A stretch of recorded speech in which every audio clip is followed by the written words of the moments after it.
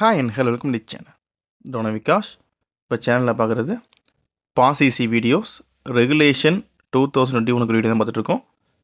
Subject name industrial safety. சப்ஜெக்டுக்குரிய important topics பார்க்கலாம். இதை மட்டும் படித்தால் போதும், எளிதாக பாஸ் ஆகலாம். பாசிசின் is industrial safety. WhatsApp channel name பாசிசி, டிஸ்கிரிப்ஷன் லிங்க் இருக்கும், நீங்கள் ஜாயின் பண்ணிக்கலாம். இன்ஸ்டாகிராம் ஐடி விக்னேஷ் டோன விகாஸ். அது இல்லாமல் இன்ஸ்டாகிராமில் குரூப் சாட் லிங்க்குமே வந்து டிஸ்கிரிப்ஷனில் இருக்கும், நீங்கள் ஜாயின் பண்ணிக்கலாம். ஸோ பார்த்துருக்குறது ரெகுலேஷன் 2021 இருக்கிற ஒரு subject CME 388 subject code industrial safety subject பற்றி தான் பார்க்க போகிறோம்.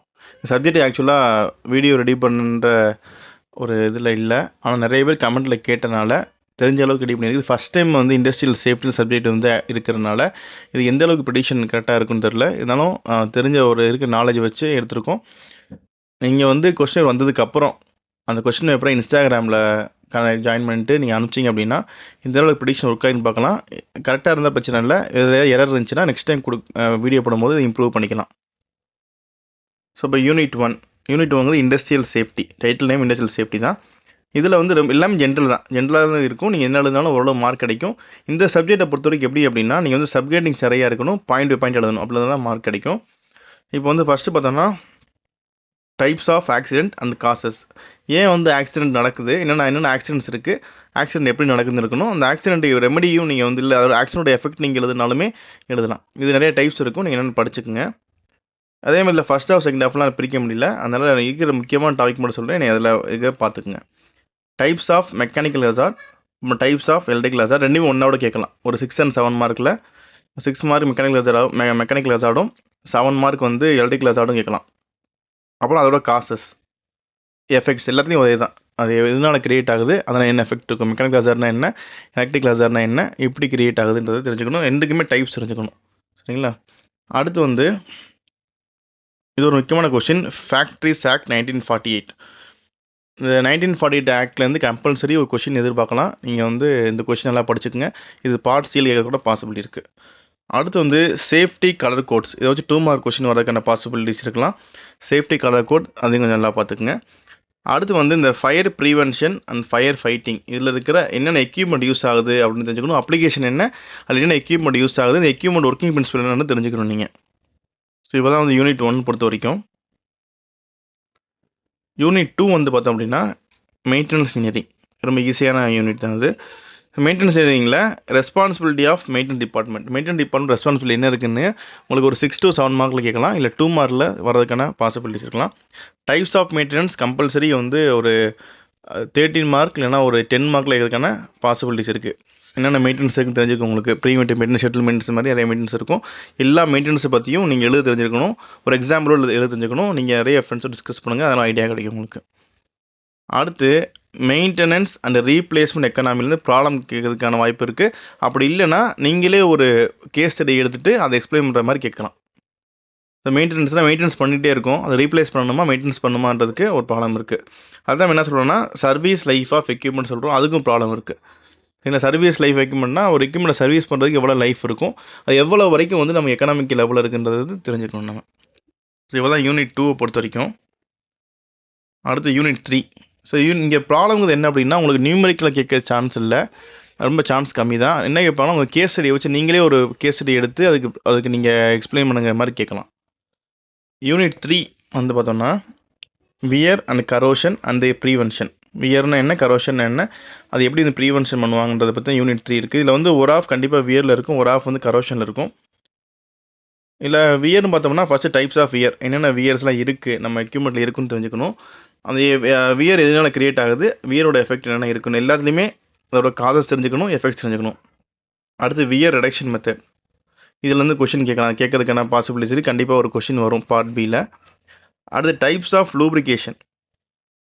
லூப்ரிகேஷனோட டைப்ஸ் வந்து உங்களுக்கும் இதுலேருந்து கேட்கலாம். ஒன்று வியர் ரிடக்ஷன்லேருந்து வரலாம், இல்லை லூப்ரிகேஷன் டைப்லேருந்து வரலாம். அடுத்து லூப்ரிகேஷன் மெத்தட்லேருந்து கம்பல்சரி கொஷின் எதிர்பார்க்கலாம். மெத்தடில் இருக்கிறலையோ லூப்ரிகேஷன் மெத்தட்லேருந்து கம்பல்சரி ஒரு கொஷின் எதிர்பார்க்கலாம். இந்த லூப்ரிகேஷன் மெத்தடில் உங்களுக்கு இத்தனை மெத்தட் இருக்குது, மொத்தம் வந்துன்னா 7 மெத்தட் இருக்குது. 7 மெத்தடில் ஏதாச்சும் ஒரு 2 நல்லா படிச்சுக்கோங்க. உங்களுக்கு ஜென்ரலாக எனி 2ன்னு கேட்டால் நீங்கள் இது எழுதிடலாம். இல்லை அப்படின்னா ஸ்பெசிஃபை பண்ணி கேட்டாங்கன்னா நீங்கள் எழுதுகிற மாதிரி இருக்கும். 2ல் 3 படிச்சுக்கோங்க. என்னென்ன மெத்தட்ஸ் இருக்குது அப்படின்னா screw down grease cup, pressure grease gun, splash lubrication, gravity lubrication, wick feed lubrication, sight feed lubrication, ring lubrication. இந்த 7 மெத்தட் இருக்குது. இந்த 7 ஒரு 4 நல்லா படிச்சுக்கோங்க. எனி 4 கேட்குற சான்ஸ் இருக்குது.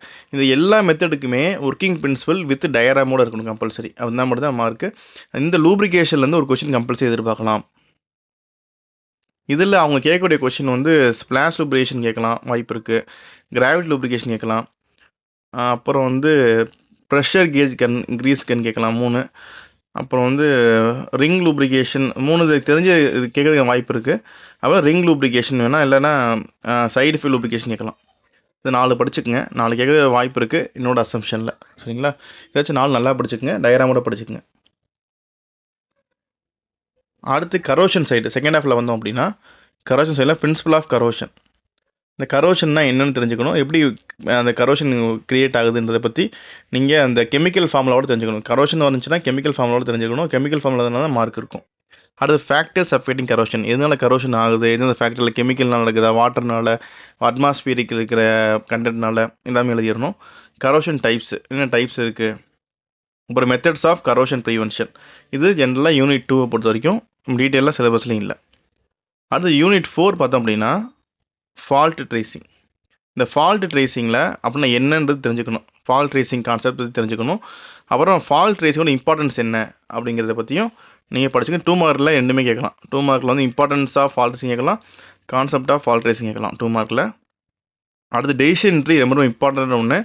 டெசிஷன் ட்ரீ என்னென்னு படிச்சுக்கணும், டெசிஷன் ட்ரீ எப்படி ஒர்க்காக தெரிஞ்சுக்கணும். டெசிஷன் ட்ரீயை வச்சு ப்ராப்ளம் கேட்கலாம். ஸோ இந்த ப்ராப்ளம் கேட்கும்போது பார்த்தோம்னா எல்லாமே இந்த சப்ஜெக்டை பொறுத்த வரைக்கும் ப்ராப்ளம்ஸ் வந்து டேரெக்டாக நியூமரிக்கலாக இருக்கலாம். அப்படி இல்லைனா நீங்களே ஒரு கேஸ் ஸ்டடி எடுத்து சால்வ் பண்ணுங்க சொல்கிற மாதிரி இருக்கலாம்.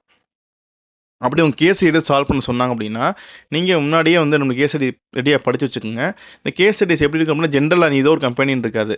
மெக்கானிக்கல்லேருந்து ஒரு கம்பெனி சொல்லுங்கள், எலக்ட்ரிக்கல் கம்பெனி சொல்லுங்கள், இல்லை மோட்டாரில் வந்து டெசிஷன் ட்ரீ இருந்தால் எப்படி இருக்குன்ற மாதிரி கொஷின்ஸ் கேட்கலாம். அடுத்து வந்து types of faults in machine tools and causes. So machine tool என்ன ஃபால்ட் வருது, அதுக்கான ரெமெடி என்ன, இது எப்படி கிரியேட் ஆகுதுன்றதை பற்றி சொல்லியிருக்கணும்.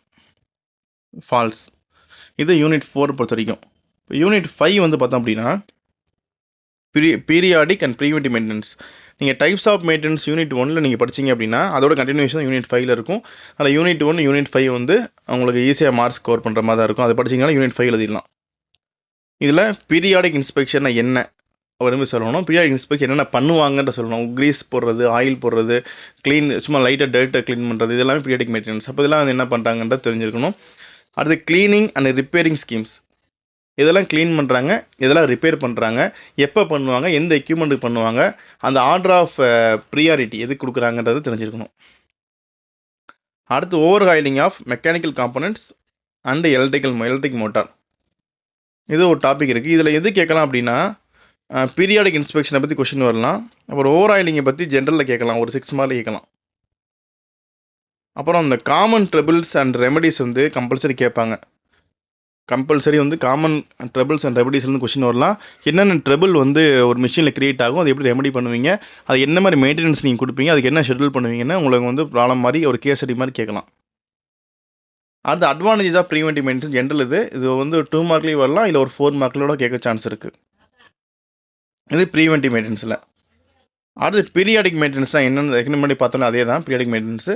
அப்போ repair cycle concept and importance. எந்த சைக்கிள் ரிப்பேர் பண்ணணும் அப்படின்னு தெரிஞ்சுக்கணும், அது இம்பார்ட்டன்ஸ் என்னென்னு பற்றி சொல்லணும். ஸோ ரொம்ப ஜென்ரலாக தான் இருக்குது. நம்ம சொல்ல டாபிக் மட்டும் நிச்சயமா நெட்டில் சர்ச் பண்ணிட்டு எடுத்து வச்சுக்கோங்க. இதுக்கு நோட்ஸ் இருந்தால் பாருங்கள். புக்கு சிலபஸ் கொடுத்த புக்கு அந்த அளவுக்கு இருக்குமான்னு தெரில. ஸோ ஜென்ரலாக மட்டும் நீங்கள் எழுதினாலே உங்களுக்கு மார்க் கிடைக்கும். கம்பல்சரி நீங்கள் வந்து ஹெட்டிங் போட்டு எழுதுங்க, பாயிண்ட் டு பாயிண்ட் எழுதுங்க, நல்லா மார்க் ஸ்கோர் பண்ணலாம்.